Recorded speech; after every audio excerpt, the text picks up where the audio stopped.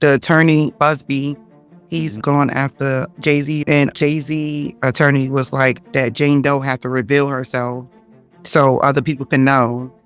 But I was under the impression that Jane Doe, the purpose of someone being Jane Doe is to protect their privacy. That's what I was under the impression of. That's correct. There are situations in which we will allow a litigant to initiate a complaint under the veil of the name John Doe or Jane Doe in order to protect their privacy, or if their identity was revealed, it may put them in a negative light in society for having been a victim of such wrongdoing. For example, minors, incidents when children were minors. We have many cases that we filed John Doe and Jane Doe. I will say this, though. There is a balancing act between an individual's privacy and the opposing party's right to encounter their adversary. There is a legal right to know who is prosecuting you. In a civil case, it is still a prosecution. It's a civil prosecution of tort claims. You are entitled to know who is prosecuting you. So it is a balancing act. Oh, okay. Yes, because Jay-Z attorney said that Jay-Z should be able to know who is coming after him civilly. The victim claimed that when she was 13 years old, she was by Jay-Z and P. Diddy at the same time. So Jay-Z attorney is saying, okay, well, tell Jane Doe will have to reveal herself so Jay-Z could know who is coming after him civilly. Yes. And he may be successful when he requests the court to order the other party to reveal themselves. He may be successful. And that would put the plaintiff litigant to a decision. They want to reveal their identity and possibly suffer repercussion in the eyes of the public for her life going forward? Or will the court weigh Jay-Z's interests and put more deference to it and say if she doesn't do it, she can't pursue her claim? She will be put to a decision. There's another issue in the Jay-Z matter that comes up often is the argument of a legal demand versus an extortion attempt. And many people and even attorneys tread that line. And yes, it's general practice. You get the template letter and it says legal demand. People refer to the document as I need a legal demand. It's just been in the legal industry, something that's commonly referred to. However, if you use those type of terminology, such as legal demand, you will run the risk of being claimed that you're attempting to extort the receiving party.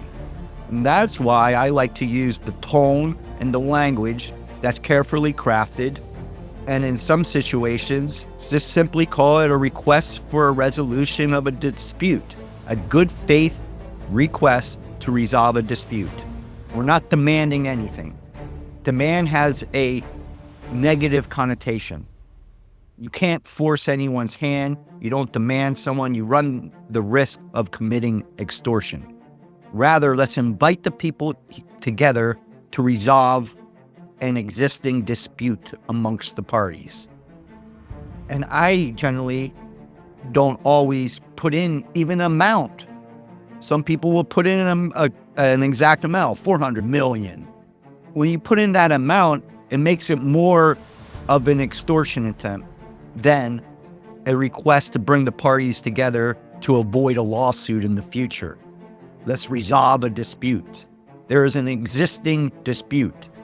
And that's the situation that the plaintiff litigant's attorney, Tony Buzbee, is finding himself in at this moment in time. That is, Jay-Z's defense is to allege that the attorney is actually attempting to extort him with no reasonable basis.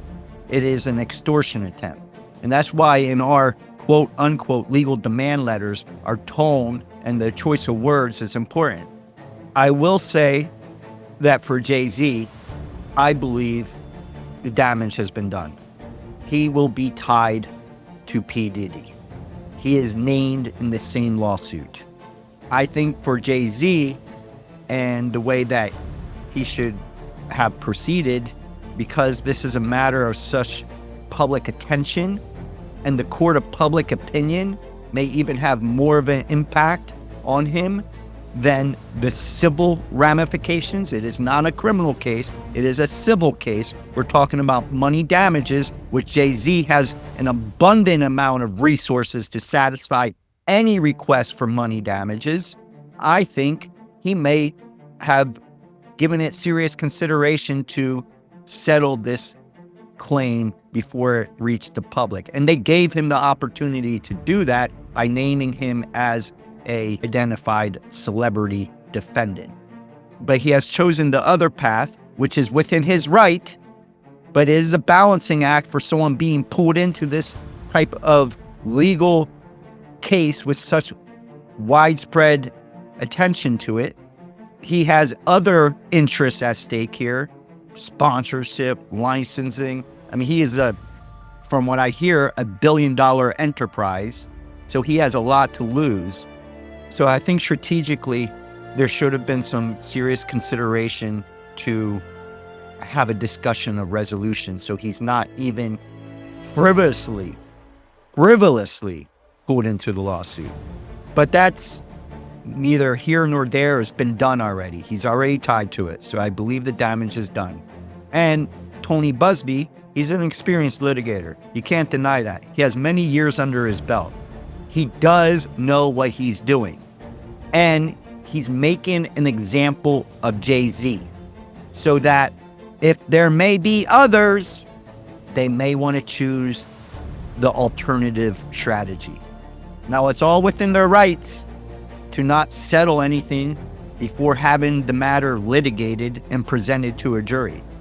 The process is meant to be a truth-finding process.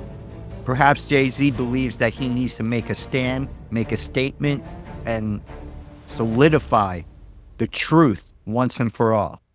But I think the process is going to drag his value and his other interests down in the process.